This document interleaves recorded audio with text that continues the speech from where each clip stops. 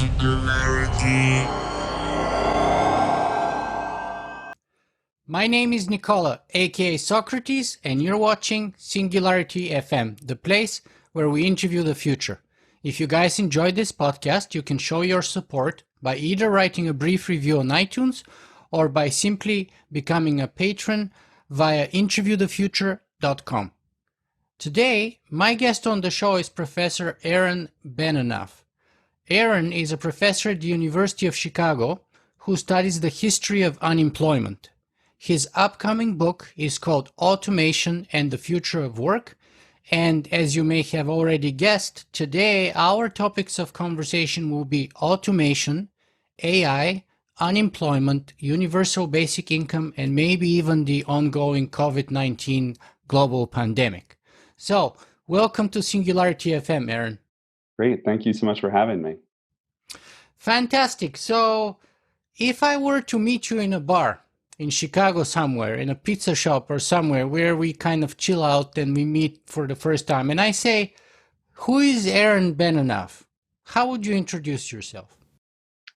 Well, I guess I would say that I'm a historian, as you mentioned, of unemployment.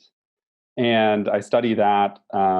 I study unemployment as a social reality, something that working class people have experienced, obviously, for a long time, as well as the policies that states have adopted to manage the unemployed, to measure the unemployed, and so on. And I'm also interested in the way that's playing out today. So I'm not only a historian, I'm a kind of theorist of the present and possibly a little bit of the future, thinking about radical new policies for re-engineering or transforming the world of work. And I'm really interested in sort of really radical utopian, even maybe ideas about what work could look like in an emancipated, technologically advanced society. Wow. Okay, so we have a lot to talk about already, but you kind of already preempted my second question, which is, are you predominantly considering yourself to be a social scientist, an economist, or a historian? And now that you said what you said, maybe sort of like a policy guide or analyst or... I think I'm primarily a historian by training. I think when you look at economic history, it's a little problematic. It's not a very large field in the discipline of economics. It used to be a pretty large field in the discipline of history, but it's much smaller now. So I was trained as an economic historian along the lines of, I don't know, like the famous British social historian Eric Hobsbawm, people like that, E.P. Thompson. And but the work I do, is in the field of history. And I also, as I said, I comment on current events and try to participate in a very present-oriented discussion, which is different from a lot of historians. But I also think that as the world we live in gets crazier, people are looking to historians and historians are looking to the present. So there's kind of an evolving conversation there for sure. Yeah, historians have taken a lot more proactive role in the last few decades. Maybe, I don't know if that originally started with Jared Diamond's Guns, Germs, and Steel, and then eventually Yuval Noah Harari, who credits Jared as being an inspiration for his Sapiens, and so on. I actually had another historian just last episode that I did here, again, by the way, a colleague of yours from the University of Chicago, Ada Palmer. Oh, great. And we had like a 2-hour and 45-minute discussion. And I'm getting her back in June again because there was a lot more we could discuss. So she's brilliant. Let me just say, I mean, she's a brilliant historian and science fiction writer. So that's my impression too. And so I already gobbled up her first 2 books, which are pretty massive. And I'm already into the third one. Wow. And originally my plan was to do only the first book, but because they're massive, but I just can't. Now I have to finish them all.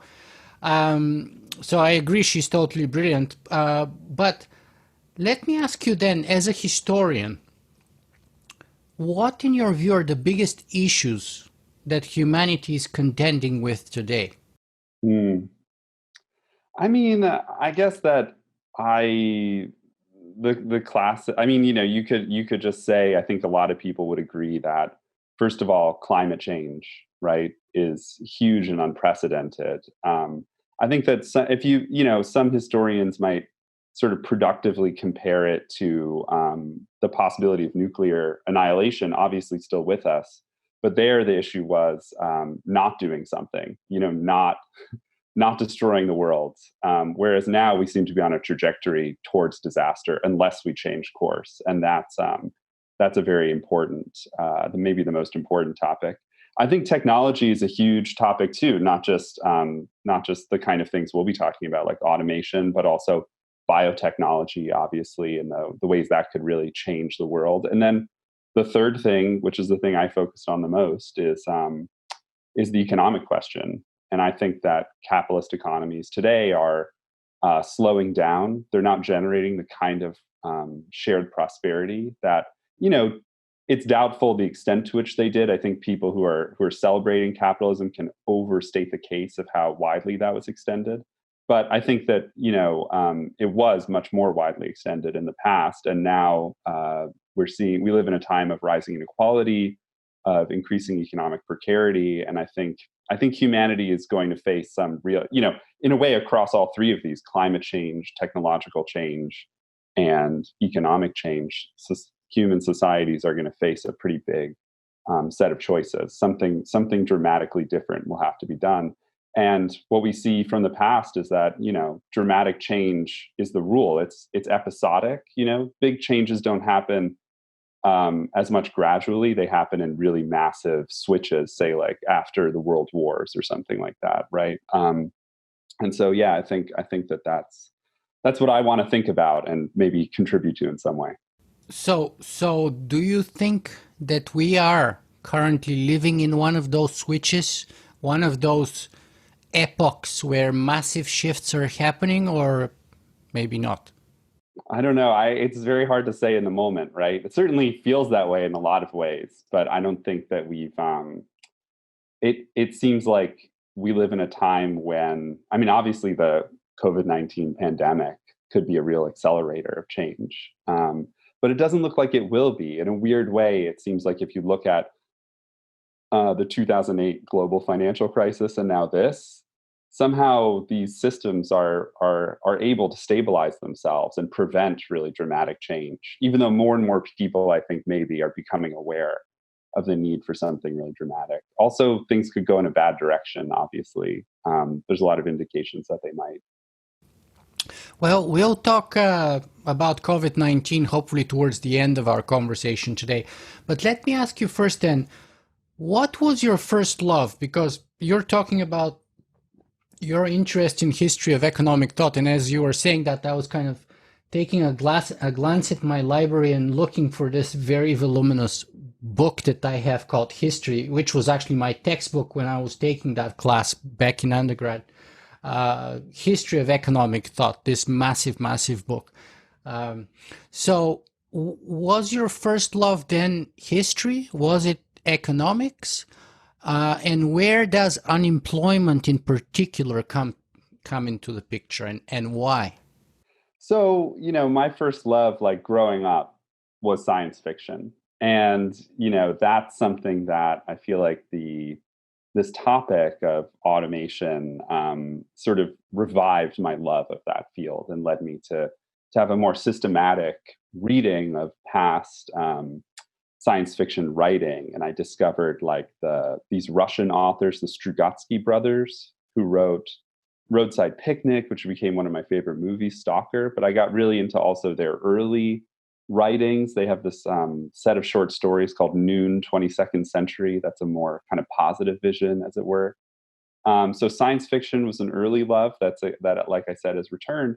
But really, the first intellectual topic I became interested in is critical theory. So Frankfurt School critical theory, like Theodor Adorno and Max Horkheimer.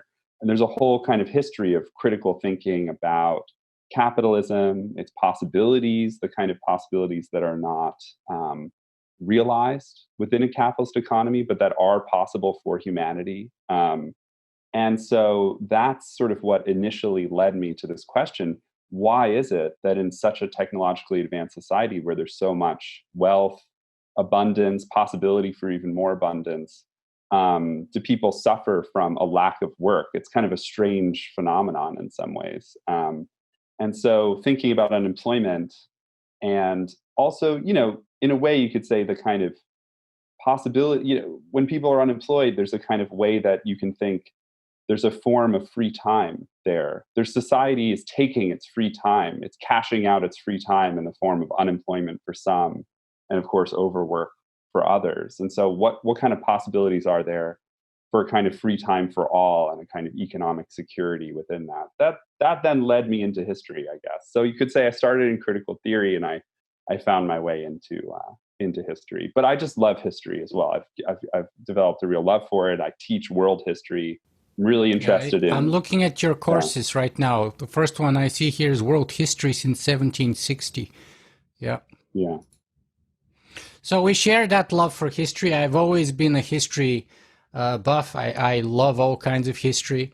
So the question though is like, why do you care about unemployment really personally? And why should anyone care? Why should we care? Why should anyone really care? Why don't we just care about, our own, let's say I'm perfectly employed. I make good money. I have a good salary. I buy whatever I need. I pay my mortgage. I do my vacations. I do whatever I want. I feel good about my economic status and stability. Why should I care about unemployment? Well, I think that's. But first, start with you personally, and then to us. Well, it's interesting. I think that we live in a world well, right now unemployment is very high. I would say, taking a glance at the past 30 years, you would say that the problem isn't only unemployment; it's also underemployment. There's a kind of general way in which, as people face very poor labor market conditions, and this isn't true of everyone. I mean, obviously, it would be interesting to look at tech workers and programmers. I mean, there's a small but very important subset of the population that's experienced a pretty dramatic growth in the demand for its labor. But of course, as I'm sure your listeners know, that's not true for everyone, right? There's many people who face very difficult conditions of finding work. And even myself, if I'm totally honest with you, like even your introduction of who I am and so on is very, very nice. I have only a temporary position at the University of Chicago. I don't have a full-time permanent position. And now I'm moving, in fact, in the fall, or maybe even sooner when they open the border, to Germany to take up another temporary 4-year position at Humboldt University. And that's true of a lot of people in my position. There's been an overproduction of historians, and many academics face the same condition, that the kinds of jobs available to them are low-paying, temporary jobs, often without benefits. So I am not only, what they like, that old hair loss commercial in America was like, I'm not only the president, I'm also a member. I'm not only a historian of these phenomena, I'm also someone who personally experiences this kind of world. And it is in the world of education, there's many people who think, well, if the educators could run this system themselves, they would run it very differently than the administrators who currently run it. There's a kind of way that education and research could be more enjoyable, both for those who are the practitioners of it and for the students. And so, you can get into a whole conversation about that, but that's how it affects me personally. And I think in society at large, you can see that as people have been not just unemployed, and now again, very high unemployment in the US, particularly concerning because the US is kind of a unique country in that people's healthcare is tied to their employment. We're facing a pandemic in which many people are not only losing their jobs and their source of livelihood, but also, the security of being able to know they can go to the doctor or the emergency room if they get sick with this disease. It's really terrifying for a lot of people. But yeah, just in general, seeing that a world of low demand for labor is a world of rising inequality. It's a world where few very powerful people have more and more power in society and aren't necessarily looking out for the larger interests of society and of working people. So I think that there's a really good reason to be interested in this if you're thinking about social change. A book I really like, though I'm not myself. I don't follow this guy. I'm not a promoter of his ideas, but there's this book by this guy William Beveridge, who designed the British National Health Service, the NHS, and he wrote this book, Full Employment in a Free Society, which I think is a really fascinating book about unemployment. And the subtitle of this book was Misery Generates Hate. And it was all about this idea that in a society with high unemployment, high economic security, you're also going to be in a society that generates hate, that generates kind of like society eating itself, not producing to its full potential in many different senses. And I think that's really important even for those who aren't facing economic insecurity to think about very seriously. Now, you mentioned that we live in a sort of a very high unemployment environment right now due to COVID-19. Can you give us probably better guesstimate, I guess, about what exactly that means in terms of statistics, and how's that compare historically, since you have such a good historical overview? How's it compared to, let's say, the 2008 depression or recession? How does it compare to the Great Depression of the 1930s, or before that, 1880s, like before that, etc., historically speaking? It's a fascinating question. I'll just say straight off that our concept and measure of unemployment that we have comes out of the Great Depression. Basically, during the Depression, people were debating how high unemployment was. It had all these political consequences. Some people said it was falling. Some people said it was rising, and they didn't know really how to measure it. The tools didn't really exist. So around the 1838, 1840, they developed this new statistical tool, the sample survey, where they would, call up or contact a certain number of people who were supposed to be representative and ask a series of questions, and they would use that to generate an overall unemployment rate. So the truth is, we don't really have numbers like that for before 1940, right? So you kind of get a series that emerges in the 40s and continues down to the present. And part of what I study is the fascinating history of other countries trying to adopt this new method, not just countries like, say, Germany and France, but also like India and Kenya, trying to get these unemployment numbers working. And they encounter a lot of problems in doing that, in part because many people aren't really unemployed. They're underemployed. There's so many people who have kind of some work. Globally, only 25% of the world's workforce has a permanent job of any kind, whether temporary, whether full-time or part-time. And what that means is that something like, between half and 2/3 of the workforce globally is informal. Informal workers, it's very hard to say whether they're employed or unemployed. Their income earning strategies under conditions of job insecurity and income insecurity don't lead to this neat distinction between employed and unemployed. So even today, just that's a kind of a background. Like, the official unemployment, first of all, unemployment rose so quickly, like as we saw from the weekly claims that were being made, that were in the millions every week. Unemployment rose so quickly, it was unprecedented, the rate at which it rose. And what that meant is that our tools were too slow to capture them. So we knew unemployment was already very high in March, but the surveys couldn't pick it up. And it seemed like the unemployment rate was still very low, even though we knew it was very high. Then the April numbers that came out at the beginning of this month showed that the unemployment rate was about 15%, which is high, but it seems like, you think of the Great Depression as like 33% or something like that. Two problems here. One is that a lot of people didn't fully lose their jobs. They went on short-time work, so they were kind of given a small amount of work. Even if you work 1 hour a week, you're considered employed. So there's a larger measure that's called U6, like labor underutilization, that comes out in the same release every month, and that number was 22%. So if you include those people, you go from 15 to short-time workers and a few other groups to 22%. But then if you look at just the share of, sorry, this may be too detailed, I don't know. But the share, if you look at the share of all people who are working, which is called the labor force participation rate. You have to be a member of the labor force to be employed or unemployed.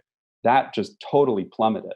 So it went from, I don't know, maybe 66% of people, of adults, working age people being actually working, to like 50%. That suggests a much larger part of the population that lost their jobs who aren't counted in those numbers. So that's why the Federal Reserve says that probably it's closer to 33%, like the actual unemployment rate. But no one really knows. It's very hard to know what the real number is.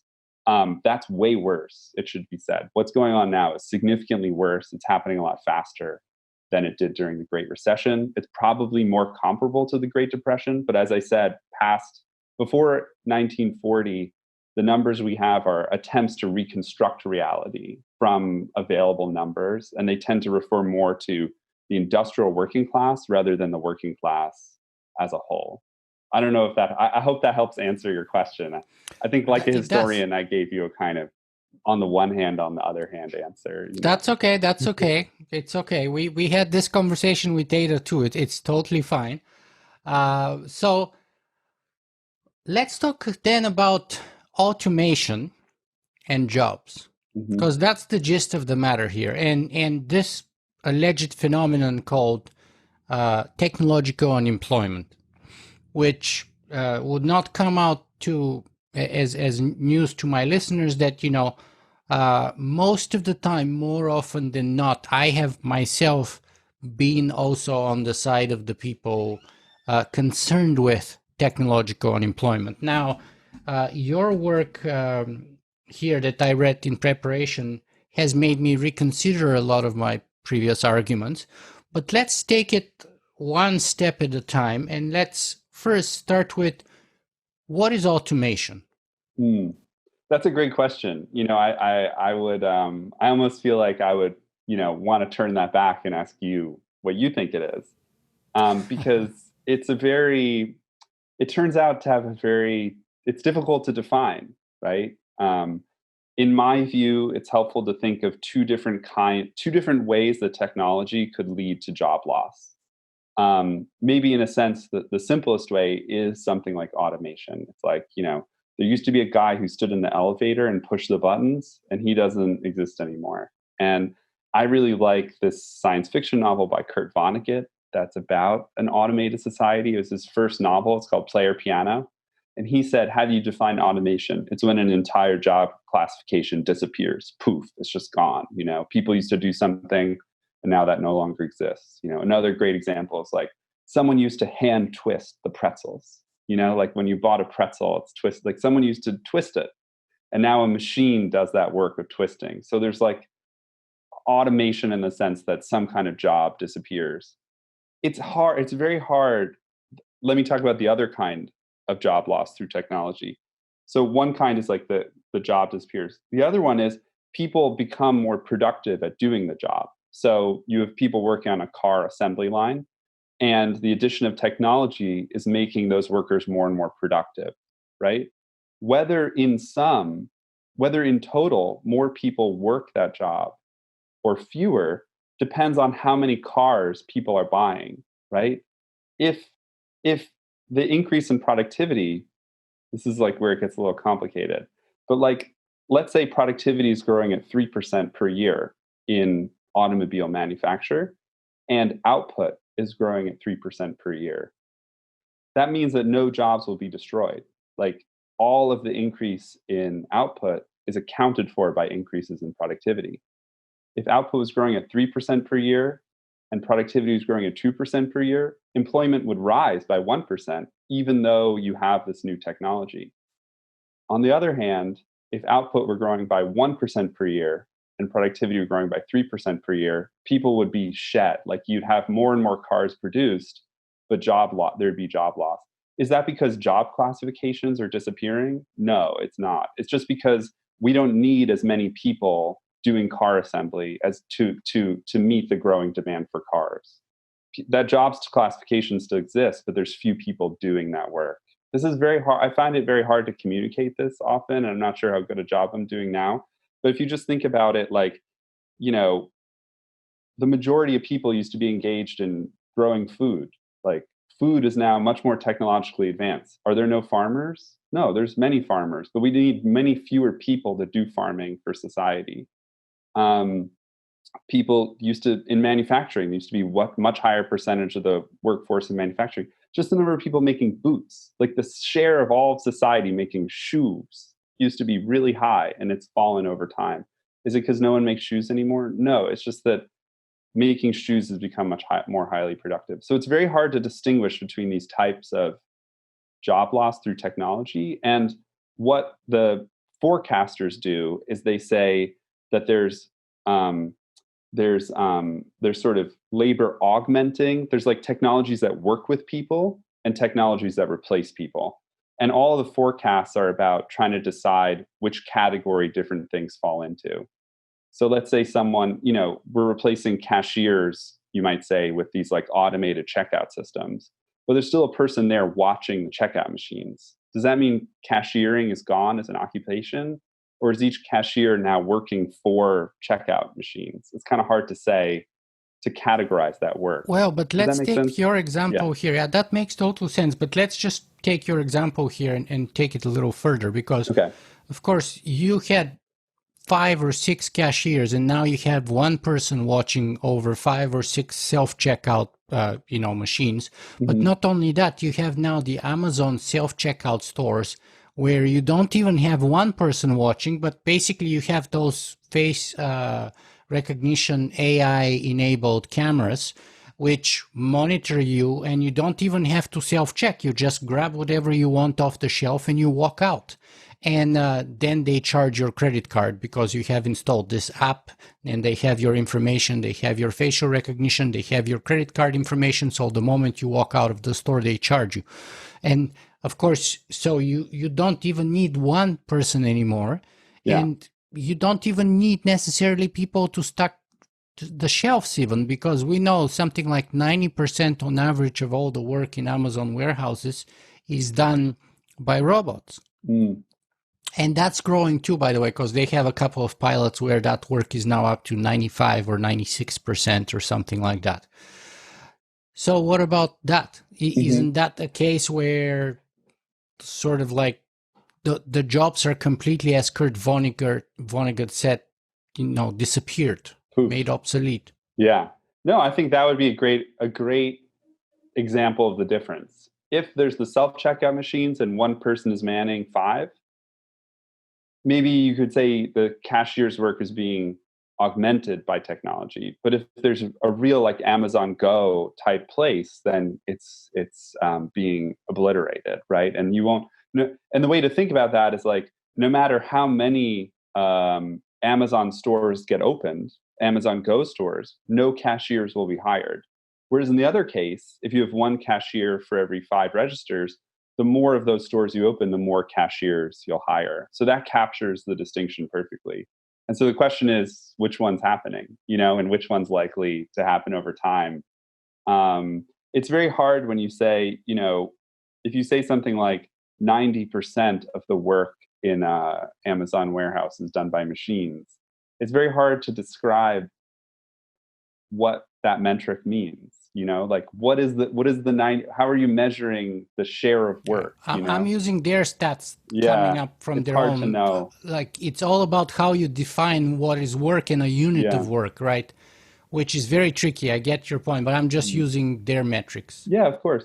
I mean, in this moment of the COVID-19 pandemic, Amazon hired like tens of thousands, if not, I think they said 100,000 people workers or something. Yeah. So we could talk more specifically about sort of retail, transportation, and trade, and what's happening in that field. The number of workers in those fields has stabilized in the U.S. So there aren't fewer retail and wholesale workers than there were in the past. In warehouses, there's more and more workers than there were before. But yeah, it's complicated how things play out. And I guess something I'd like to talk to you about is we have to think about the difference between automatable, like the feasible technology, and the economically rational technology. That's an important distinction. But we could, That's a very crucial distinction. But let's perhaps zoom out a little bit and first of all lay out your argument here, because I think I didn't approach it in the best possible way to make it clear.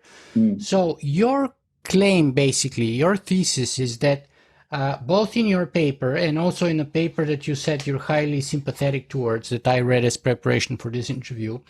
Your thesis is that automation is a red herring, and that unemployment is not a result of automation per se. Mm-hmm. That even the term technological unemployment itself, as a suggestion that unemployment is a result of technology, is inappropriate or improper to use, because that causation between technology and unemployment is not necessarily accurately representing what's happening right now. Yeah. And so that's a very strong thesis in the face of someone like me or my audience in general. So I'd like you to walk us through that logic as much as and in detail as you can. Yeah, great. I'd love to do that. So the starting point here is to say, yes, there's a big problem of job creation. It's huge, right? I mean, not just in a country like the United States, but even more on the world scale, there's a huge problem of job creation. So there's a big problem. There's many people who need to find work and are having trouble finding it. And when you read these accounts of automation, they're able to point to real phenomena that I'm not disputing, like the most famous example is like what's called the fall in the labor share of income, like the share of all of GDP that's paid out as wages or salaries to workers is falling, and that's redounding to the benefit of those who own assets or who own businesses, right? So that's a really important trend, the fall in the labor share of income. That's associated with rising economic inequality. Unemployment rates are higher than they used to be. Recoveries are more jobless, which means that like many jobs are lost in recession, and it takes a much longer and longer time for the economy to recover and generate new jobs. So all of those trends are real, and I call that labor under demand, or a decline in the demand for labor. That's a true phenomenon, and the question is how you explain it. The automation theorists, or what I call the automation discourse, says that the explanation for this phenomenon is technological change. Not just technological change, but an acceleration of technological change, right? We live in an era of brilliant new technologies, the second machine age, the fourth industrial revolution, and so on. And, in a way, I find it all really interesting. Like, look, we're talking on Zoom. Like, we couldn't have done this just a few years ago. Everyone has smartphones. There's huge changes in consumer technologies and computing possibilities. My own father was a researcher in AI in the 1980s who moved into the startup culture. So my brother is a game designer, computer game designer in the Bay Area. So this is I'm not, it would be crazy to say that big changes aren't happening in technology. The question is whether that big technological change is the driver of this labor under demand problem. And that's what I'm disputing, right? So the reason why is like when you look at just productivity growth statistics, that's sort of how you'd measure, even if whole job classifications were disappearing, it would show up in labor productivity because the remaining workers would seem to be producing more and more, right? Even if a lot of their fellow workers were just being shipped out, like it would show up in higher productivity growth rates. And what we see is, first of all, in manufacturing, which is the sector that... Just to make that a little more clear here, just like we were discussing the example of one cashier who replaces 5 cashiers by overseeing those self-checkout machines, basically in this case, we would have the productivity of that worker increased by a factor of 5, because you used to have 5 cashiers who you had to line up for. Now you have one guy who is overseeing 5 self-checkout places. So you're saying is like, okay, you can make those 4 workers unemployed, but then the stats would represent that productivity gain by probably 500. Is that 500% or a factor of 5? How do you measure that? But by a big jump in productivity, obviously. Great question. So yeah, you really have to understand what productivity growth is, and I think it's a really important concept. So it's just a measure of output per worker or output per worker hour. There's 2 ways to do it, right? And so the problem, it's like you might think that cashier is doing, a 500% increase in productivity. In reality, cashiering is just one aspect of, say, retail work. So that workers also, as you pointed out, like stock the shelves and clean and do all these different kinds of jobs. And so even though that worker's one task is getting much more productive, on the whole, it's generally like like an 8% or 10% rate of productivity growth which is per huge. year would be huge. The Yeah. reality is much lower, like In across the economic terms, economy. 8% or 10% is like almost unheard of, right? It's Exactly. like gargantuan. Exactly. So, far from 500%, just 10% is very Right. fast.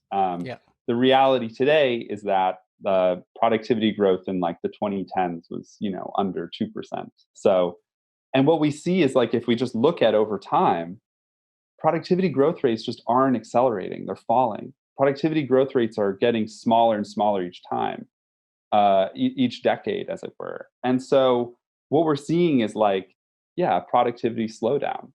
And part of that is because more workers used to work in industry, which is the easiest to automate. It's the easiest industry to introduce machines into. And even in industry, productivity growth rates are falling. And in this last decade, the decade that was supposed to be the decade of automation, had like the lowest rates of productivity growth in the post-war era.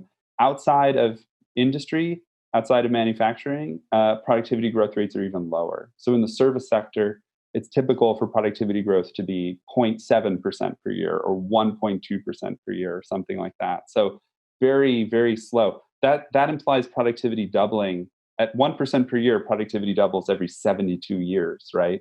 At 2%, it doubles every 36 years. At 10%, it doubles every 7 years. So it's a big difference in growth rate. So why is productivity growth falling? That would be one question we could look at. Why is it that in spite of all of these huge technologies, productivity growth is falling?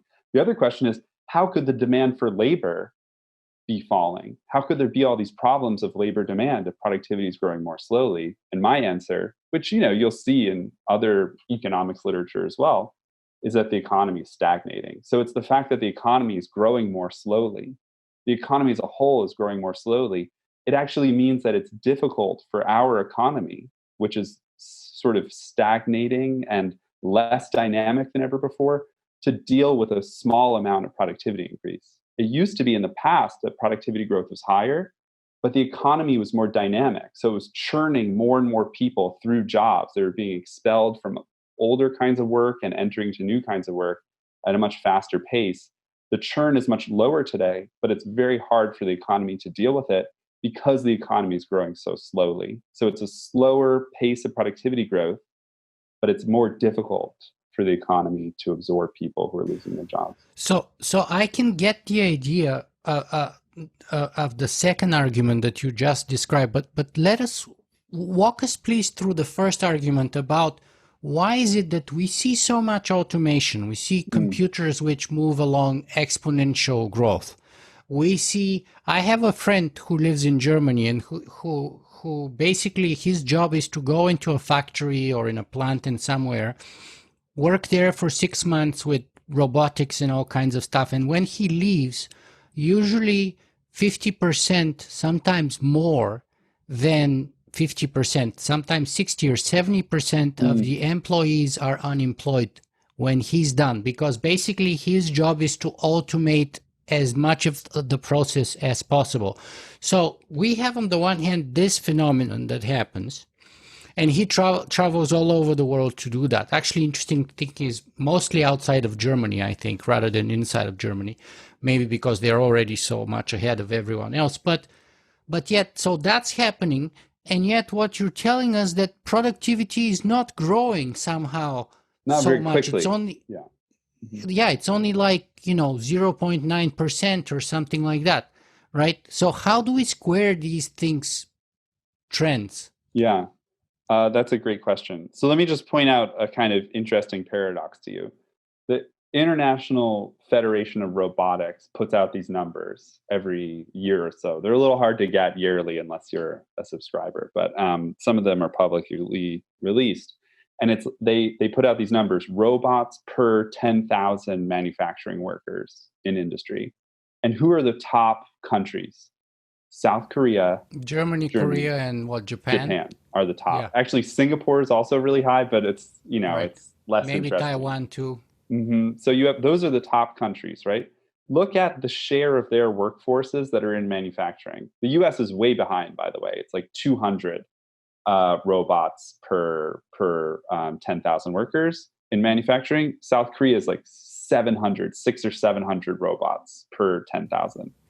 If you look at the paradox you're taking us towards here is that, just to make it clear, is that somehow paradoxically the countries that have the largest numbers of robots per 10,000 workers also have the largest share of global manufacturing capacity. Is that the argument, the paradox? They have a much larger share of their workforce is in manufacturing. So in Germany, Japan, South Korea, it's like 15% of their workforce is in manufacturing.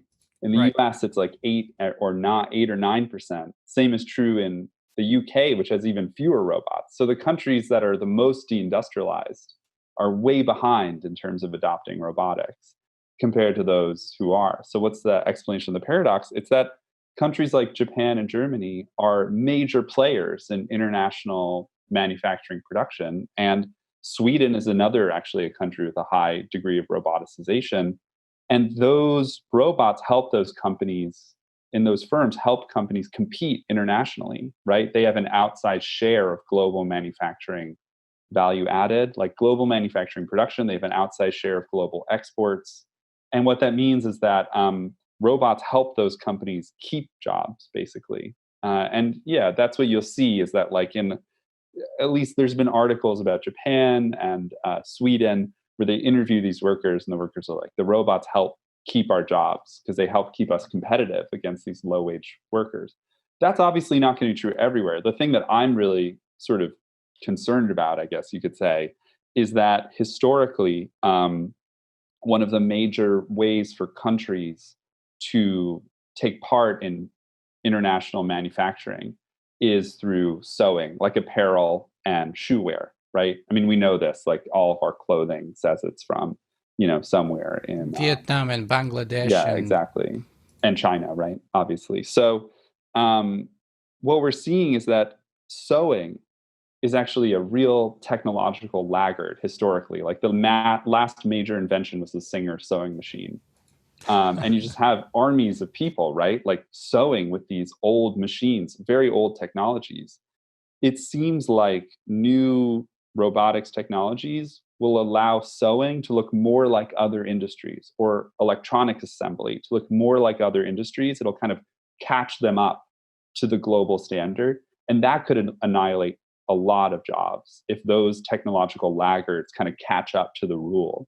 And that could make it very difficult for countries like Vietnam and Bangladesh, for example, to kind of reproduce the strategy that China produced. So I'm not saying this isn't happening everywhere. It's that it's in more localized spaces that these brilliant technologies could have really big effects. But even that could have a huge effect.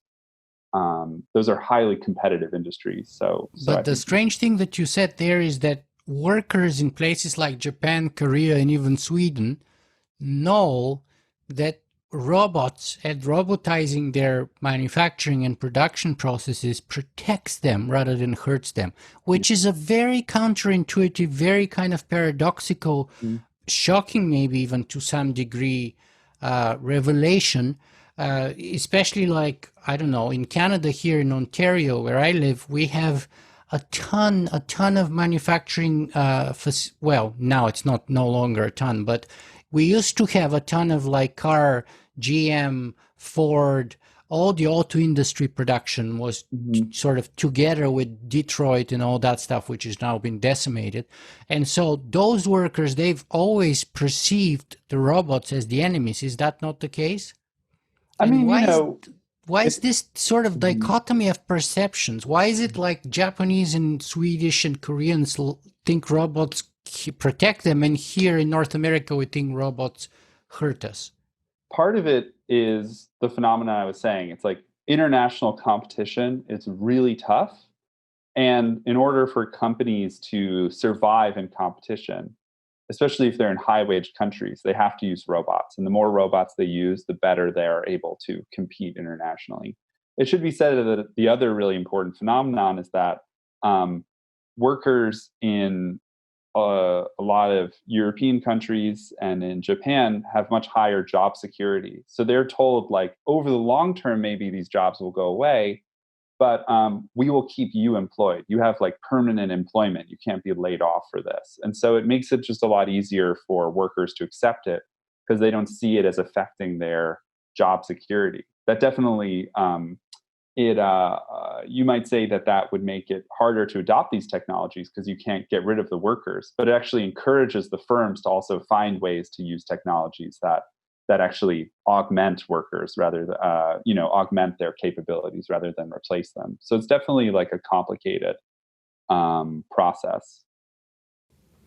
Okay, so let me see if I can bring a couple of quotes here from the papers that you have referred to me here. So first of all, the paper that you said you're very sympathetic towards says in the very beginning that in contrast to the popular view that technology is destroying more jobs than ever, our finding suggests that is not the case. The period from 2010 to 2015 saw approximately 6 technology-related jobs created for every 10 lost, which was the highest ratio, meaning lowest share of jobs lost to technology of any period since 1950 to 1960s. So now explain this to us, because this is kind of, again, counterintuitive. So on the one hand, you say technology today, the popular view that technology today is destroying more jobs than ever is not the case.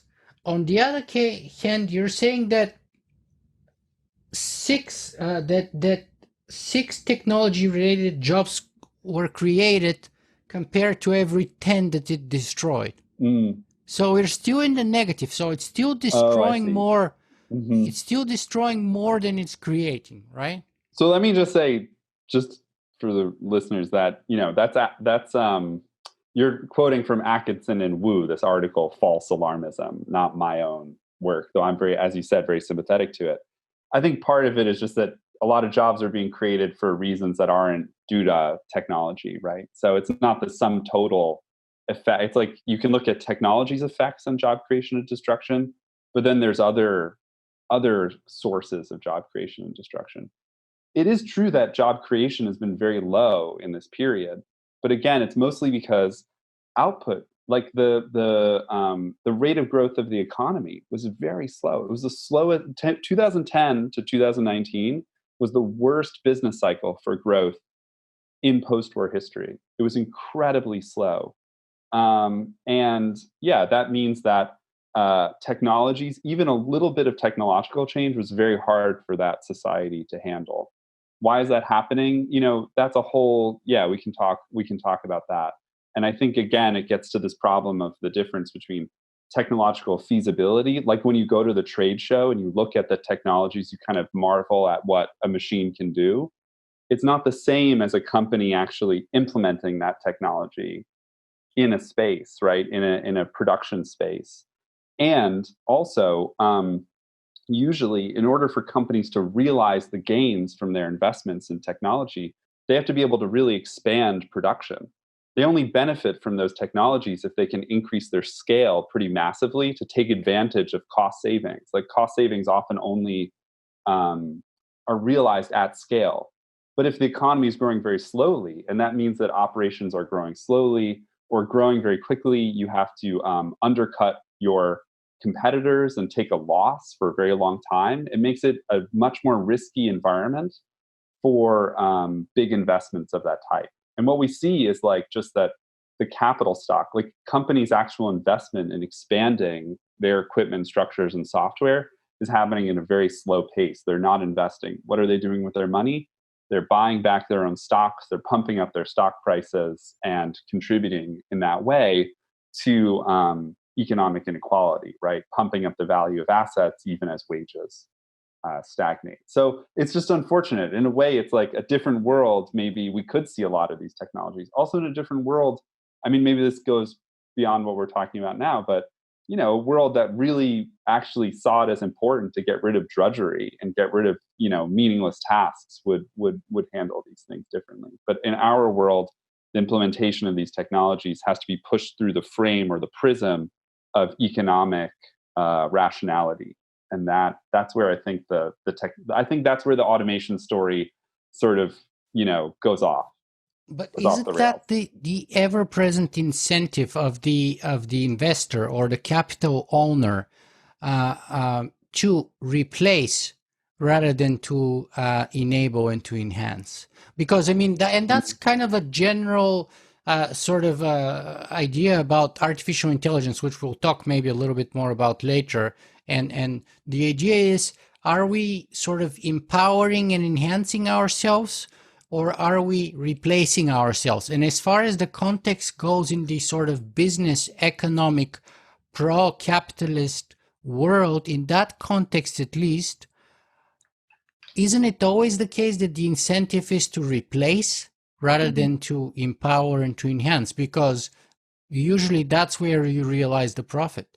Yeah, it's definitely true that businesses replace workers, but they often have to hire fewer skilled workers, right, to do the jobs that are being gotten rid of. So there's a phenomenon which is important. I think often when economists intersect with automation stories, like the discourse of automation, they do a little bit of a bait and switch, because there's an economic topic called skill-biased technical change, which is this phenomenon of skill upgrading. Like, if you look at the occupational structure in the United States, the share of workers who can be classified as managers, professionals, and technicians is crazy. It's almost half the entire workforce is classified that way. So you see this phenomenon of skill upgrading. Maybe that wages have been stagnating for a very large section of the population. So even a lot of people who are classified as managers, professionals, and technicians are not really seeing very, very rapid wage increases. It's really at the very top that those increases in wages are happening. So it's just to say that there is replacement, but there's also upgrading. The phenomena go together. They're not as opposed as you're suggesting. Replacing certain kind of tasks also means taking on more workers who do other things. And what happens as the economy evolves, always through technological change and economic dynamism, is that over the long term, we get a more diversified economy. There's fewer people doing each task, but there's more and more tasks to be done, right? That's how you get this kind of very highly diversified economy. And that process is kind of breaking down. It's not because technologies are suddenly taking off and being implemented into production at a faster pace than ever before. It just doesn't show up in the numbers. Some people will say the numbers are wrong, and we could talk about that, but it just doesn't show up. They would have to be so wrong for that to be the correct explanation. So the other possible explanation, which is the one I adopt, is that it's not that technology is being implemented at a radically new pace. It's that the economy can't keep up with even slow rate of technological change, because it's stagnating. And then you have to look at, that is an interesting phenomenon that I think for people who are primarily interested in technology, it's kind of mind-blowing to think about. Like, why is the economy stagnating? Why is there all this trouble when there are all these brilliant new technologies? Why is the economy doing more and more poorly? That's a really interesting question. Yeah, and we'll talk about that later, because it's a very important question, but I still want to hang on longer here. Okay, yeah. And to make this perhaps clearer, I'll just read your thesis of your own paper that I read. And it refers about the sort of what's maybe the prevalent discourse about technological unemployment, which basically goes through the claim that, technology creates unemployment, hence it's called technological unemployment. Mm-hmm. And you say, this automation discourse rests on four main propositions. First, workers are already being displaced by ever more advanced machines, resulting in rising levels of technological unemployment. Second, this displacement is a sign that we are on the verge of achieving a largely automated society in which nearly all work will be performed by self-moving machines and intelligent computers. Third, automation should entail humanity's collective liberation from toil, but because we live in a society where most people work in order to live, this dream may well turn out to be a nightmare. And fourth, therefore, the only way to prevent a mass unemployment catastrophe is to provide a universal basic income, breaking the connection between the incomes people earn and the work that they do as a way to inaugurate a new society. And then you go on to say that I will join the critics of automation discourse in arguing that this is not the case. However, along the way, I will also criticize the critics, both for producing explanations of low labor demand that only apply in high-income countries and for failing to produce anything like a radical vision of social change that is adequate to the scale of the problems we now confront. Indeed, it should be said from the outset that I am more sympathetic to the left automation theorists than to their critics. Okay. So how do we slice this now? So the left automation critics say that there is this thing called technological unemployment. Technology, more of it causes more unemployment. You say that's not the case, and yet you say you're more sympathetic with them than with their critics. Mm-hmm. And of course, first of all, let's talk about their usual historical critics, and that's the critics who say, look, there is nothing new in those people's concerns. You know, since the time of the Industrial Revolution, the Luddites have always claimed that machines will make everyone unemployed. Yet, if we look at the last 250 years, that's not been the case. So, nothing will be different, they say, this time around. It's just all a big red herring. Mm-hmm. And those are neo-Luddites who are making the same old rehashed argument for the last 250 years over and over again. So is there a problem with that? Yeah, that's totally wrong. I mean, it's wrong because basically what those people are really saying is that even though technologies like cause productivity growth that tends to get rid of jobs, the economy grows fast enough to create new jobs to replace those that are lost, and that's just not happening. And on the world scale, it's a really ridiculous claim. Like, you know, in the in the world as a whole, so many people have trouble finding work. It's enormous. As I said, you know, it's the majority condition. Like, so many people all over the world are doing jobs that could be immediately replaced by existing technologies. Think about all the people who sell goods like food and, you know. Especially young people, maybe, I would say. On the street. I mean, they're just selling stuff on the street without refrigeration, without, you know, they're driving stuff from town to town on the back of motorcycles and bicycles. People are sorting through trash by hand. I mean, the vast majority of jobs that exist today could be replaced by, you know, mid-20th century technologies. And people do them because they're trying to make a little work for themselves. There's a massive, massive global problem of under-demand and for labor. And so the idea that, you know, things just work out, you know, and the economy just creates jobs, it's just, I think it's like, it's like Voltaire. It's like, what do you call that? We live in the best of all possible worlds. It's just not true. That's not true. So, but the reason why they're wrong, just to specify, is that the economy is just not growing fast enough to make new jobs for those that are lost. That's the problem with that account. There's another critique that, you know, you might be interested in by this economist at Northwestern, so also in Chicago, Robert Gordon, who wrote a book called The Rise and Fall of American Growth. His claim is that the internet technology revolution already happened. It was over basically by 2010. We saw its effects in the adoption of computers in the workplace. He says it wasn't as big a change as past changes. Like if you compare computers to airplanes and cars and combustion engines, the total economic effect was much smaller. And he thinks it's basically ended. Like companies have done as much as they can with information technology, and this wave is over. That's a critique that says not that technological job loss is always happening, but new jobs are always being created. It's saying the technology story is running down. And that is also true. It's true that productivity growth is, as I said, slowing down. I don't think that's because technologies are, we've just run out of new technologies. I think it's an economic problem. Companies aren't investing. There's a low profit rate.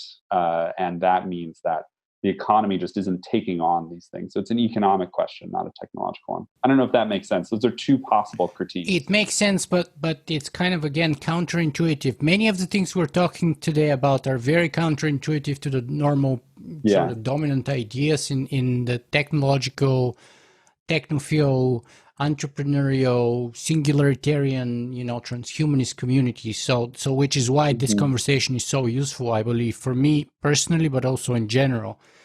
So let's break these things before we go to the left critique. Let's break these things apart.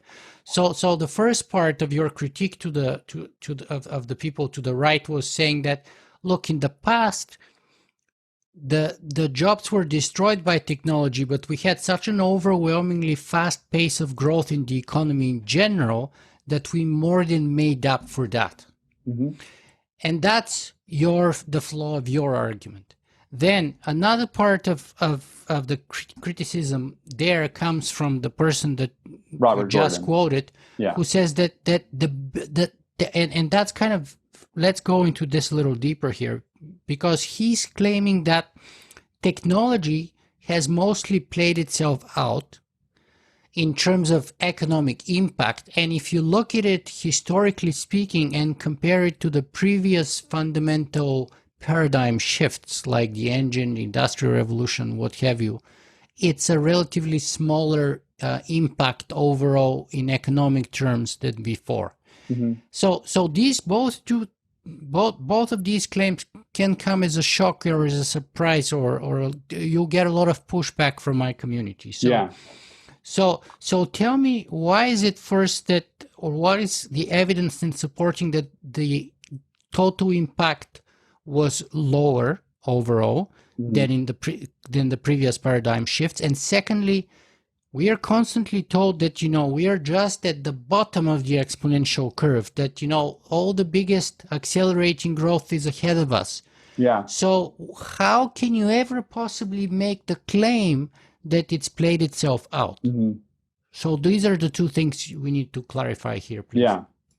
So the Robert Gordon story, and again, like I said, I'm critic of both of the critics, right? But the Robert Gordon story is like, just look at the numbers. I mean, just look at, I was quoting to you these numbers before. Just look at productivity growth. You'll just see it was way faster in the past. Like, productivity growth was just faster, in past decades than it is in this one. So he's saying, just measured in those economic terms, the impact of the current transformation is lower. And he just says, look, if you think about it this way, just think 100 years ago, most people had no running water. They had no electricity. They had no, you know what I mean? Like, if you think about, they lived in the countryside. They lived very dispersed from other people. And then transport them 100 years later. His 100 years of big change is 1870 to 1970. He says, look at the changes that happened then. All these people moved to cities. They became literate. They learned how to read and write. And they got cars, and they got refrigerators, and they got airplanes. Like, if you just look at the sum total of things that happened, it makes sense that a transition from a very technologically underdeveloped society on the mass to a highly, where a lot of people have access to that stuff, is huge. Taking an already technologically advanced society like that and adding one new technology to it can't be as big as the initial transition. That's sort of like his argument. But let me say about I disagree with that, because he's not thinking about why the economy is slow. He's attributing economic slowdown to technological exhaustion. I don't agree with that. The other problem with all of these people is that when you say to them, what should we do? What's the solution to these problems? They just say, like, educate people. But I think, like, tons of people are getting educations and they're having trouble finding work. And that's even a way bigger problem in in developing countries where many people get educations and they have trouble finding jobs. And, people selling fruit on the street. This guy who started the Arab Spring, Muhammad Boubazi, who lit himself on fire, he was an educated person who was selling fruit, right? And it was the indignity of that situation that had a huge effect on what he did. So I just find that kind of simplistic story, educate people and you'll get rid of the problem, that's to me very unrealistic. Okay, so let's talk about now the other end of the spectrum here. So you saying that there's problems with people on the right, usually, broadly speaking, who come up critiquing that. But then there's problem with people on the left too, because people on the left generally tend to go, look, automation, exponential growth, accelerating disruptive change, the machines are coming, the fourth industrial revolution, we're finished, we're over, like the machines are coming, they're taking our jobs, we have no future, everyone will be unemployed in terms of we have no future in terms of jobs, everyone will be unemployed, no matter if you're a manual worker or an intellectual worker, most jobs will be made obsolete. So, and therefore they say technological unemployment. So what's the problem with that reasoning? Well, it's just, they're wrong. I mean, just for the same reason. It's just that productivity growth isn't happening as quickly as it was before. And the problem of labor demand is not due to this dramatic change in productivity growth rates, which would correspond to a new era of automation. It's rather that the economy is slowing down. That has big implications for what you can do. So the reason why I like the left automation theorists is because they're saying, look, they're not saying human beings are finished. They're saying capitalism is finished. They're saying this world where the economy is organized around wage work, that's what's finished. And they're looking at this famous, they're using the work of this famous socialist Vasily Leontiev, who was this economist. He won the Nobel Prize. There's this other guy, Norbert Wiener, who was like the father of cybernetics. Cybernetics, yeah. They both thought this automation is happening and it means capitalism is done, wage work is done, and we need to transition to a different kind of society. There's this amazing Black Detroit auto worker, James Boggs, who wrote a book called The American Revolution, who I quote him as well. He also had this idea in the 60s, like automation is here, capitalism is finished. I'm very sympathetic to that stuff because I think they're thinking about how we'd reorganize society to take advantage of big technological changes that have happened. The problem is that, and I think big technological change has happened, and it could be used to make people, a world where people work a lot less, where they feel secure, they have access to all these things they need, and they can, like Star Trek, right? Like in Star Trek, like they can boldly explore the universe without really or the galaxy, without really worrying about how they're going to make a living. That's a very appealing vision to me. And my friend Manu Sadia wrote this book, Trekonomics. That's a beautiful exploration of like the actual, you should have him on, by the way, exploration of Star Trek technologies. The problem is that that's not really what's happening. And it means we're going to have to change society a bit differently to take advantage of those technologies. Okay. So before we get to what to do about it and what's really happening, let's see. Because the people from the right again would say, look, your argument is not new either. People in the late 19th, early 20th century were saying, look, we're going to be, or not your argument, but that argument's been used before. In the 19th century, early 20th century, we were thinking, jobs are going to go obsolete. It's all going to be automated. And, we've heard people cry wolf before, and it never happened. Yeah. How do we know this time it's different? What is different about the 21st century that was not the case for the early 20th century? So there's this amazing social theorist and critic and urban historian and, contemporary theorist, Mike Davis. And he's become very famous again because he wrote this book, I think 15 years ago, called The Monster at Our Door, that was all about the possibility of a global pandemic. He wrote this other book around the same time called The Planet of Slums. And there's this line there that I really like where he says, the triage of humanity has already happened. The disaster that people with the automation theory are saying is going to happen in the future, it's already happened. We already live in a world, like I said, where many, many people can't find jobs and are doing work that's totally technologically obsolete. The number of, like, we live in a world where our capacity to produce food, we can produce so much food that, farmers rely on people consuming more meat to absorb all of the grain that we can produce, and that's causing its own big ecological problems. Many of the people in the world who are hungry are not people living in urban areas, although this is really different now under the COVID-19 pandemic situation. There's many people suffering from hunger in urban areas. But historically, in the past 30 years or so, most of the malnourished people are people in rural areas. They're farmers who can't grow enough food to feed themselves, right? So it's like the story of a world where all these jobs disappear. It really was agriculture. Is the Industrial Revolution, agriculture already made that a reality. We already live in a world where tons of people have a lot of trouble finding work and where we really have to do something about it, especially facing climate change. That's already our world. So there's no need to look to the future and say this is going to happen. It's the world we live in. And, in places like the US, like I said, this problem of labor under demand, falling labor shares of income, rising economic inequality, higher unemployment rates, that's all been happening for a while. You don't need to point to some future incredible technological change to say this is going to happen. This is already happening all around the world. It's not due to a technology around the corner. It's due to these other economic as well as technological reasons, and we have to do something about it. Education isn't enough. I don't know. That's my pitch. Okay, so then let's assume that what you say is correct, and that the cause of unemployment or growing unemployment is not the introduction of more innovative technology, but rather the fact that the rate of growth is stagnating or has been stagnating for a decade or two, maybe longer. Longer, 50 years. 50 years since the 70s. That's what I thought. Yeah. Mm-hmm. So what do we do about it? Let's say your diagnosis is correct. Then what's the treatment then? Mm-hmm.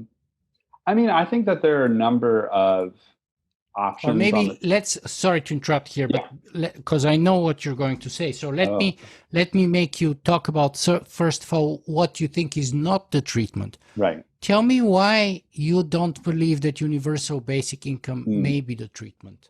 So I think that universal basic income is one of two proposed solutions that is very interesting and worth thinking about. And I think that especially on the left, people have a tendency to sort of say like, oh, you think that? You're so stupid. You know what I mean? There's a kind of like, and I don't like that attitude. So I think it's really great that people are getting into basic income. And I think it's a really fascinating solution for a number of reasons. And, I'll just lay out some of the positives, right? The biggest positive to me is that it's not means tested. So universal in the universal basic income as opposed to means tested. It just says, look, you deserve this as a human being, right? You deserve this income. You deserve a part of society's wealth and its production just because of, existing. All human beings should be guaranteed this. I think that's totally beautiful.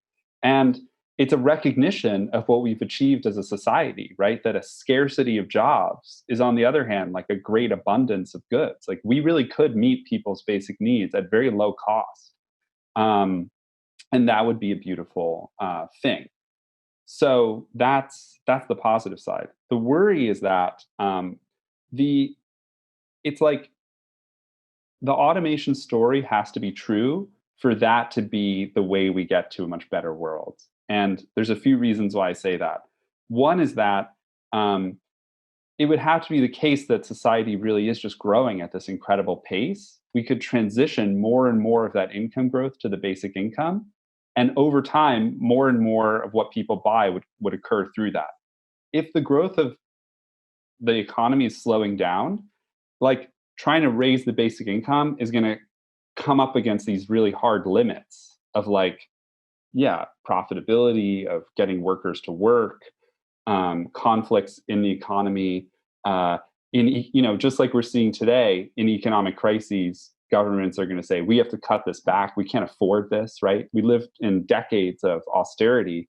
I mean, look at the world we live in is pretty crazy. Like governments have been cutting back on healthcare in a lot of ways for a very long time. And now we face this pandemic. So those are the kind of concerns that I have. It's that in a slow growing economy, it's harder to get to the post-scarcity world with basic income.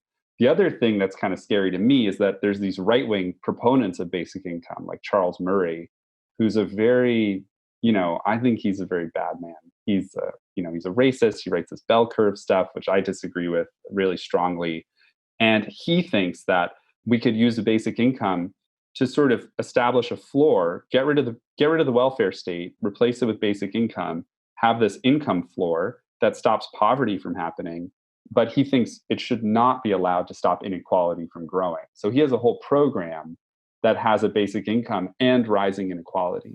And that's what I worry about. So for him, basic income is a way of destroying the state or removing as much power from the state as possible. Yeah, which I'm like someone interested in radical democracy. I'm interested in devolving power to people and away from the state, in a sense. So I kind of agree with that, but I disagree with the form in which he's proposing to do that, because his suggestion is one that would, lead to a society in which basically poor people get just enough money to survive and they can spend it as they want. And if they want more, they have to go to these like private, in his view, like Christian religious charities in order to get more than that. Yeah. And then the people who are very wealthy would be allowed to accumulate, to the sky. So we would still have Bezos being a trillionaire in 6 years and in the world that Murray wants to live in. And that's very concerning to me.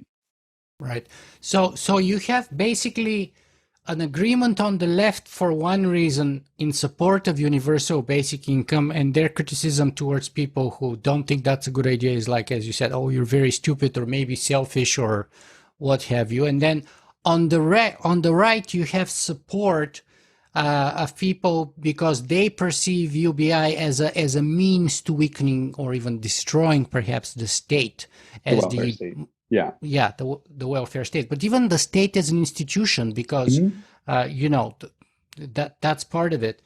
So and that kind of explains why, for example, I got interviewed by these two podcasters from Florida who were two very nice guys. One was a Democrat and one was a Republican, and both of them couldn't agree on pretty much anything except for Andrew Yang. And both of them kind of were supporting him. And that was, of course, during the primaries and all that. And so, of course, Andrew Yang was one of those sort of high visibility people who first picked up this baton, publicly speaking, and came out in support of UBI as a political platform, if you will. So, whereas your own personal concern here is that, look, we have you're saying is governments don't have an infinite capacity to print money in order to support the necessary level of sort of humane, long-term sustainable universal basic income. They can do like a one-time, printout and help here and there for a period of time, but in the long run, the only way this could be sustainable is if you have economic growth that could sustain this. Yeah. And what you're saying is, but we haven't had the economic growth. And not only that, but it's actually diminishing as we go forward rather than growing. So we don't even have the capacity to make that happen in real terms. Yeah. Yeah. That's very well said. That is what I think. Yeah. What about people like Bill Gates who say, look, tax the robots, man? Let's tax Bill Gates, Well, he said that too. Yeah. He meant both, and Warren Buffett too, by the way. They have a long history of, I think Buffett even testified in front of Congress that he's taxed at a lower marginal rate than his assistant. Yeah. I think he said that's wrong, basically. Yeah. Yeah. And I think that, in a world where the economy is growing very slowly, like if you think about it, a lot of the justification, even this recent round of tax cuts, like these Trump tax cuts, how are they justified? The idea is that if we give more money to wealthy people, they will invest more and it will grow the economy, right? It's a whole theory. It's actually based in Keynes in a certain sense, in John Maynard Keynes, who's this mid-20th century economist. the idea that you can stimulate economic growth by stimulating demand, and in this case, by reducing taxes on the wealthy.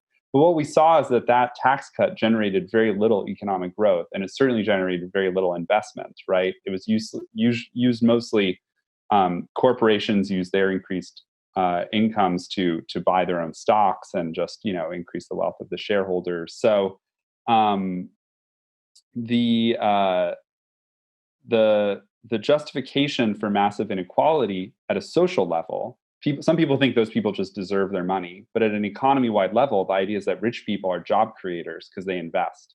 If we live in a world where investment is declining, it either means that some other power has to take over that investment capacity. That's what some of these people, like modern monetary theory, infinite money printing people, think.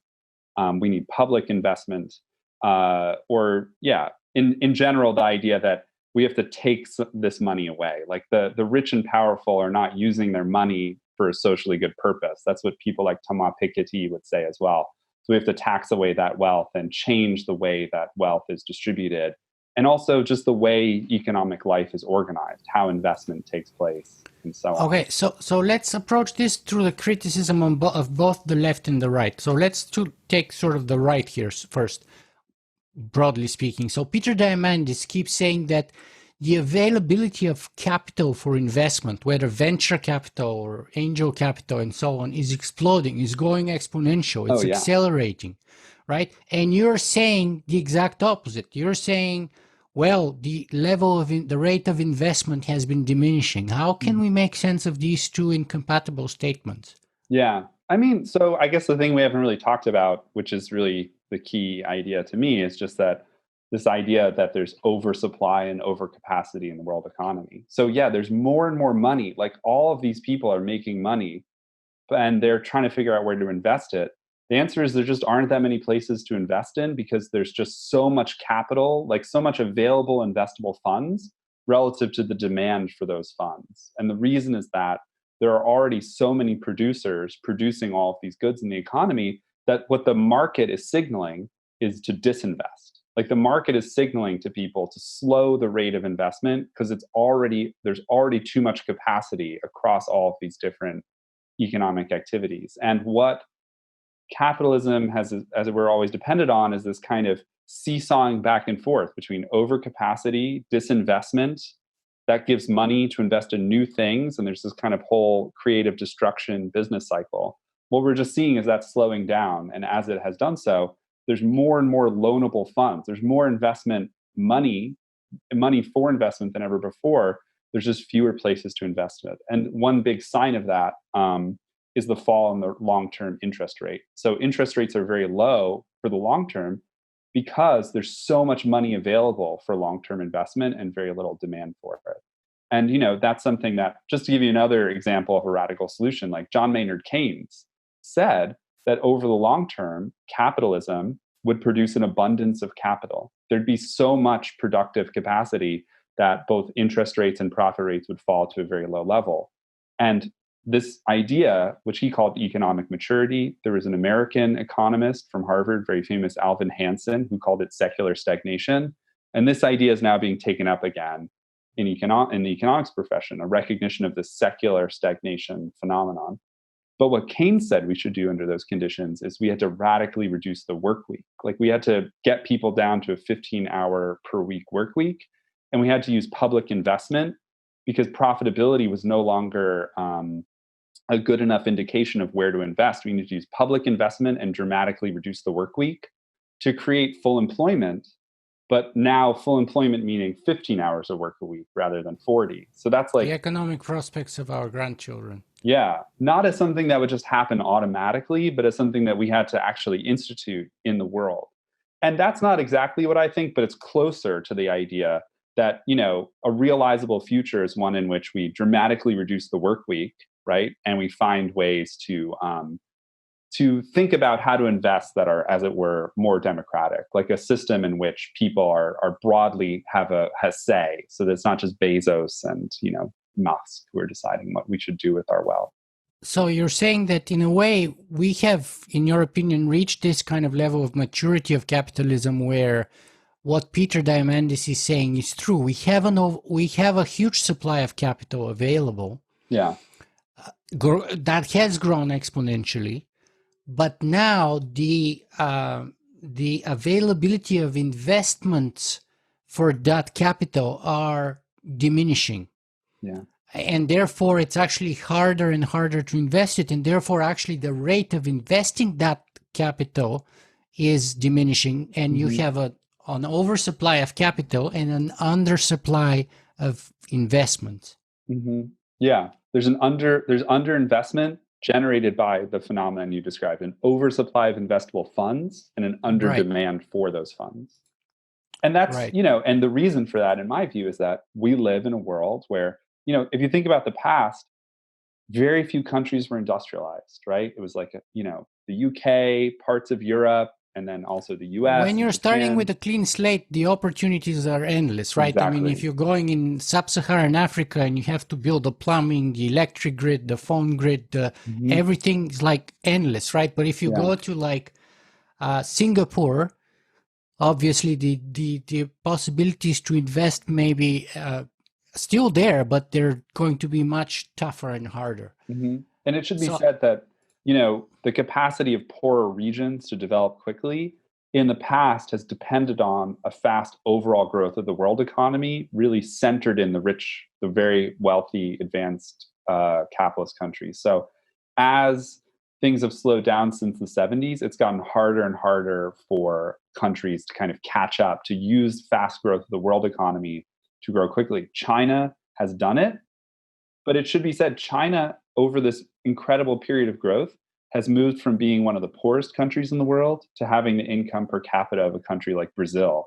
It hasn't done what Japan did. It didn't go from, a relatively, Japan's a bad example. Take South Korea. It didn't go from being a poor country to an equal to the rich countries, right? China's stuck and Singapore the same as Korea, I think.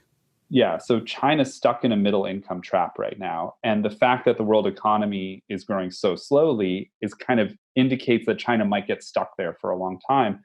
That makes it even harder for a place like sub-Saharan Africa to really get the kind of rapid development sustained that would allow it to catch up. And that's like, so underinvestment and this kind of slowdown in the wealthy countries is actually making it harder for poorer regions to catch up. And we're not seeing income convergence, which people talked about for a minute. It's not appearing in the numbers. Okay, so that was kind of the right and criticizing it, etc. But let's talk about the left, which is, I guess, modern. What is it called? Modern monetary theory. Oh yeah. So, what do you think of that as a solution to the current situation? Where, if I get it, and that's a gross oversimplification, perhaps, but it's basically something in between government spending, taxation, and printing of money. Is that it? Yeah. Yeah, and so this idea has a long history. And I think one of the most famous theorists of it was this sort of socialist and radical Keynesian as well, Abba Lerner, who talked about something called functional finance in the 40s. He was also a big participant in something, I don't know if you've ever gotten into this, but like the socialist calculation debate, which was a debate between like Hayek and these other thinkers about how to organize the economy. In any case, they think, like we should be able to just print money and get out of it that way, maybe through public investment. The problem historically is that, let's see, so all this is quite complicated, but one problem is that since the 1970s, states actually have tried to respond to underinvestment by stimulating private investment. They've tried to do that. States have taken on a lot of debt. Debt levels have increased dramatically. Interest rates have been held down. And in spite of all this effort to get private investment going, what we see is still that slowdown happening over time. So attempts to stimulate private investment haven't worked. What if you say, look at the dragon economies like Singapore, Korea, Taiwan, even Japan? Wasn't that kind of like their history of development? A lot of that happens, that rapid growth happens like in the transition to this low growth world. So Japan caught up really before the 1970s and in the 80s, and even those initial tiger countries, they were doing it at the tail end of this process. They were very lucky to be able to do it when they did. And it's very complicated how they actually did it. But in the 80s, that's when a lot of the big transition happens for them. Those are places where, it's there you had really high profitability and high investment. Governments didn't have to stimulate mature economies to try to push them to invest. But if you look at places like the US, say, and the UK, or even Japan, where you've had stagnation for a while, those governments, like in Japan now, they're doing everything they can to try to get the economy going again. And they no have the biggest stimulus package, I think, in the world, Japan. And no matter how much firepower they throw at it, they just can't get the private economy to restart and grow quickly. So that leads people to say, well, we should do public investment. Like, instead of spending all this money trying to get private investors to spend, the state could just spend itself. And, proposals like the Green New Deal, some versions of that say, look, the state will just massively invest in green infrastructure, get us to transition. And it's a beautiful idea. The thing is just that, like, in the past, when people have proposed stuff like that, it's caused massive social conflict, and it hasn't worked because obviously private investors do not want to give up their control over the economy. They don't want to give up that kind of control, which is a small share of society that has the wealth that kind of determines not only whether the economy grows or shrinks, but also in which direction we grow the economy, right?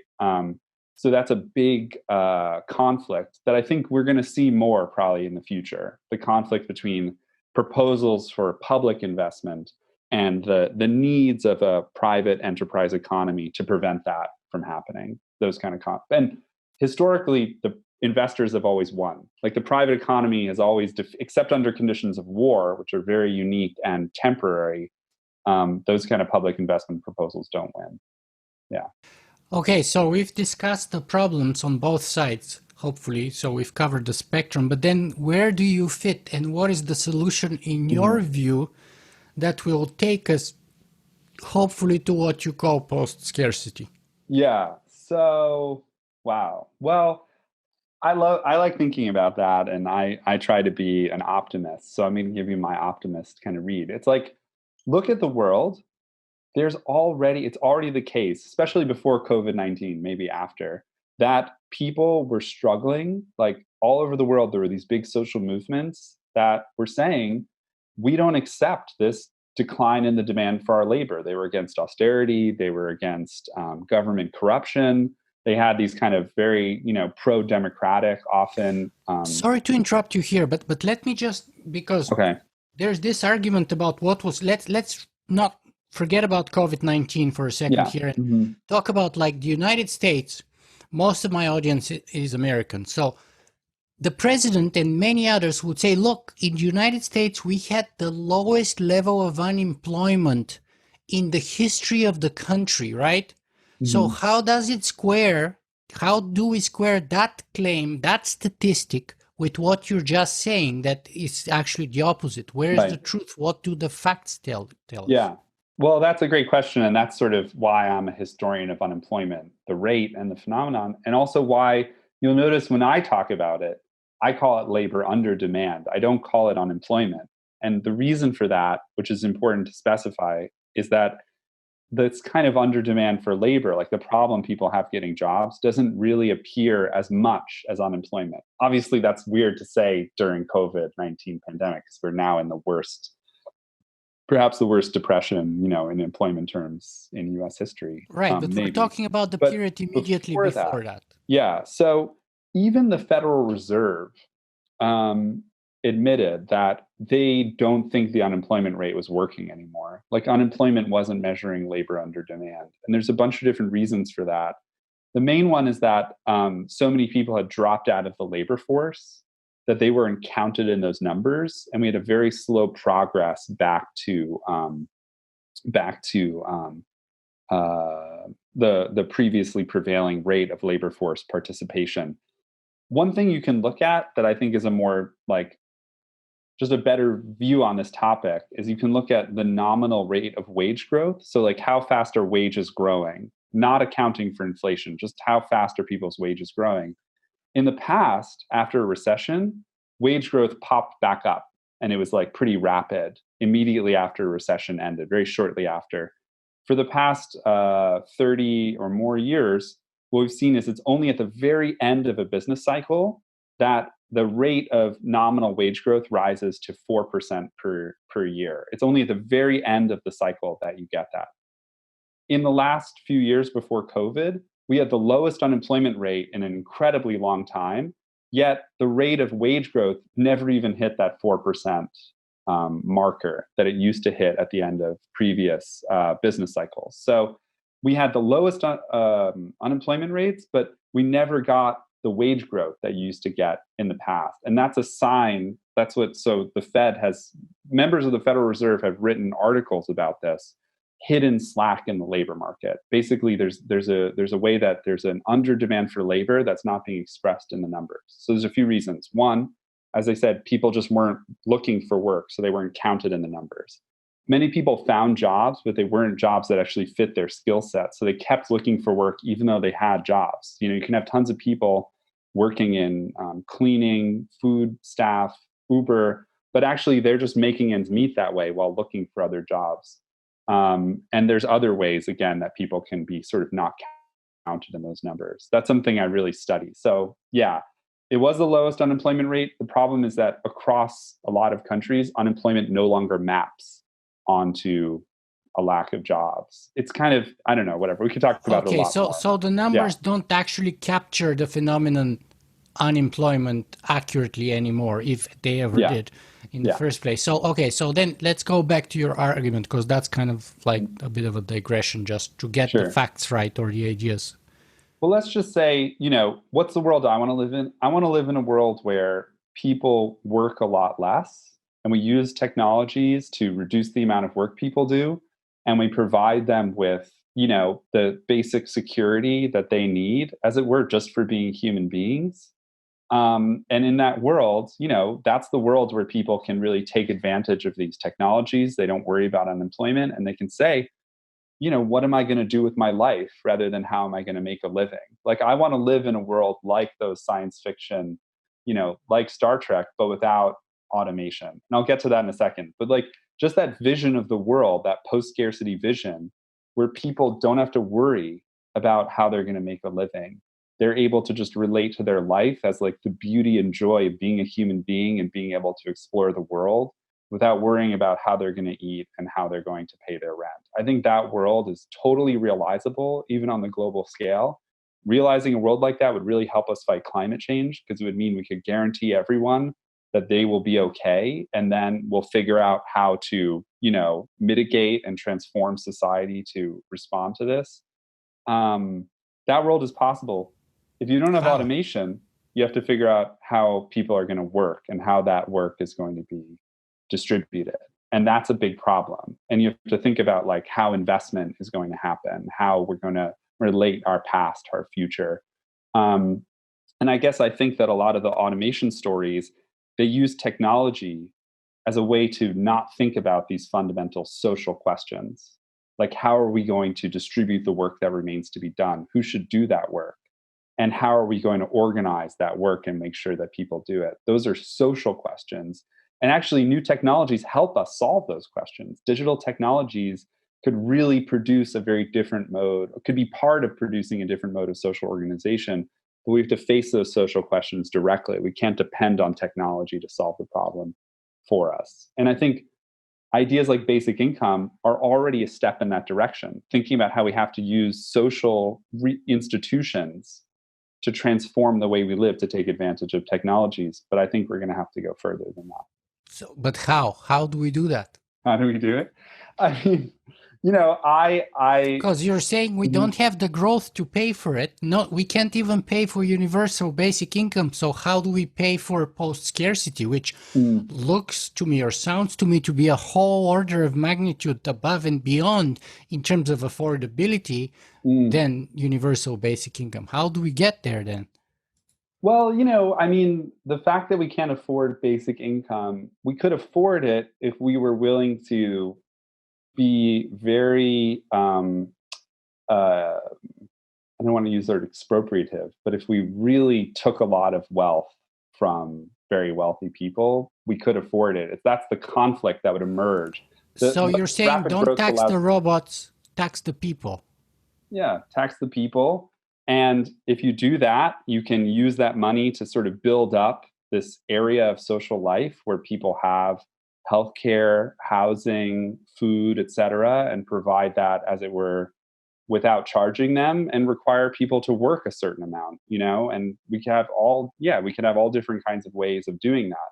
Having people work, dividing up the work to be done, making sure that this drudgery is shared across the population so that everyone can be an artist and an engineer and a science, that's the beautiful world that Star Trek suggests. And instead of using the replicator, we can just share the work that has to be done so everyone can have a share in that freedom and that kind of capacity to explore that Star Trek makes possible. I'm sort of suggesting a pretty big transformation in social life, and that's a big conversation. I'm not saying I've solved the problems of how to organize it, but I want people to see that even without full automation, we can think about how to do this, and we can start asking these questions. We can start to imagine a world where people really have access to these basic services that they need.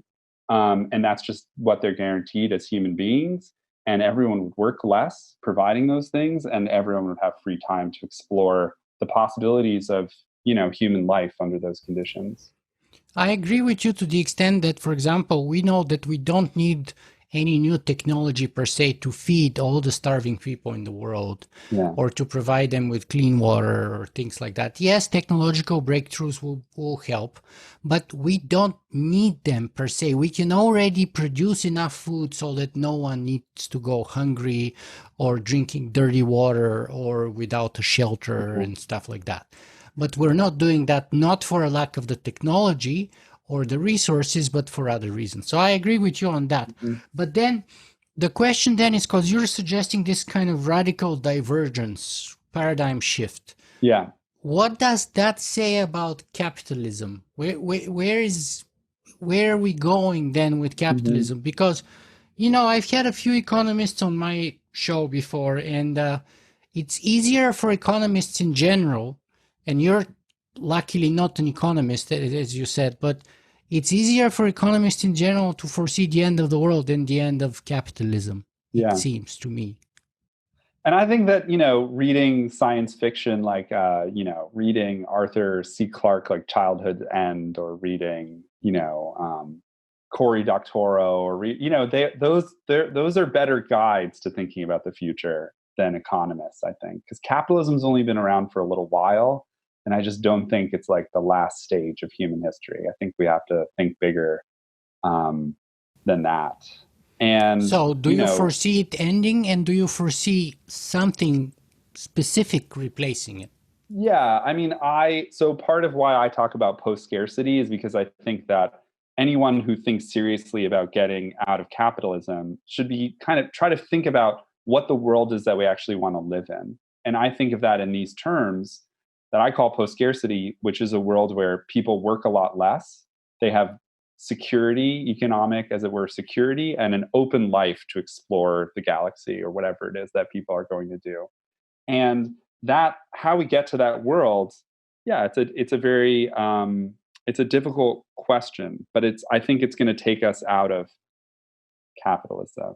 And I think that having a productive conversation about what that looks like, and not pretending that there's just one solution, but having an open-ended conversation about that, and admitting that, we don't want to live in the Soviet Union. We don't want to live in like some terrible state-run shoddy economy where people work a lot and they don't feel like any of their work, matters. We don't want to live in a technocratic Keynesian society, like where people are slotted into these roles, and people decide from whatever, like these boards, like bureaucratic boards, like what the life possibilities that people are going to have. We don't want the solutions of the past didn't work, but that doesn't mean that we shouldn't think up new solutions. And specifically, we should think up solutions today that use the technologies we have. Digital technologies are incredible for allowing new forms of organization, new forms of coordination across vast numbers of people. And so we should be thinking optimistically about that. And we need people like you and your listeners who, know a lot about this stuff to be creative and to be optimistic and to find some way forward, along, or be part of that conversation. Because I think what we're going to see over the next few decades is that, the state isn't suddenly going to invent a new solution. We're going to see rising inequality. We're going to see further stagnation. It's going to interact not just with the pandemic, but with climate change.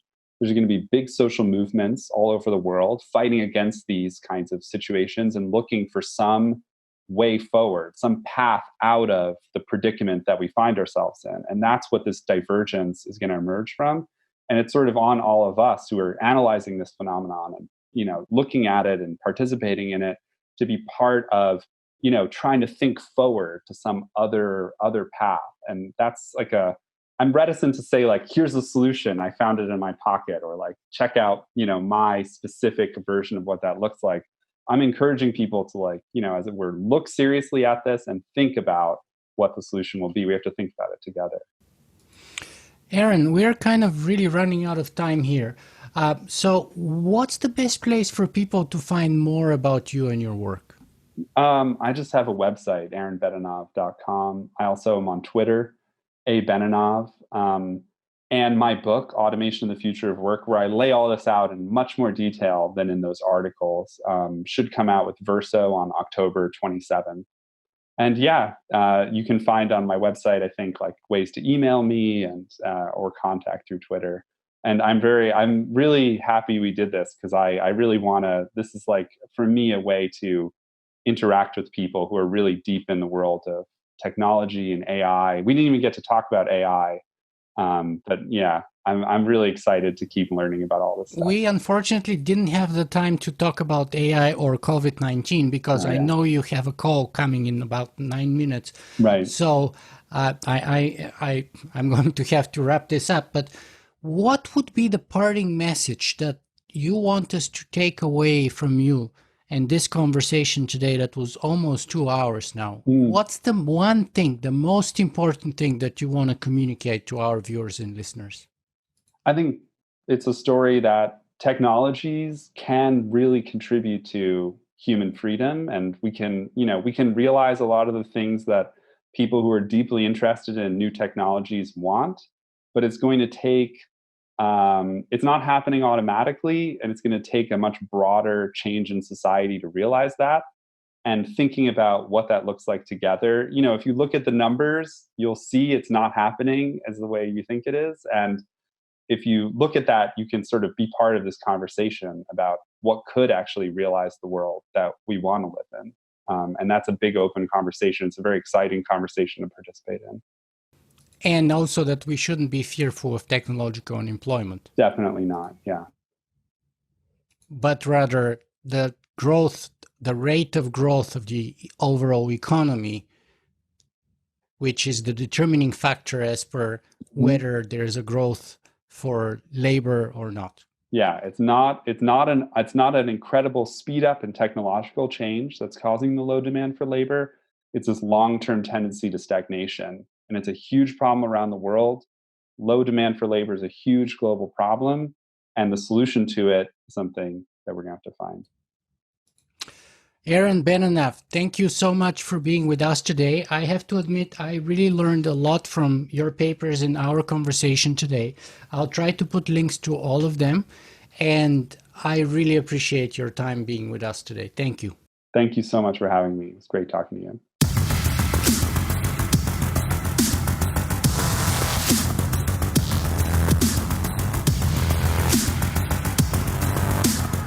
If you guys enjoyed this show, you can help me make it better in a couple of ways. You can go and write a review on iTunes, or you can simply make a donation.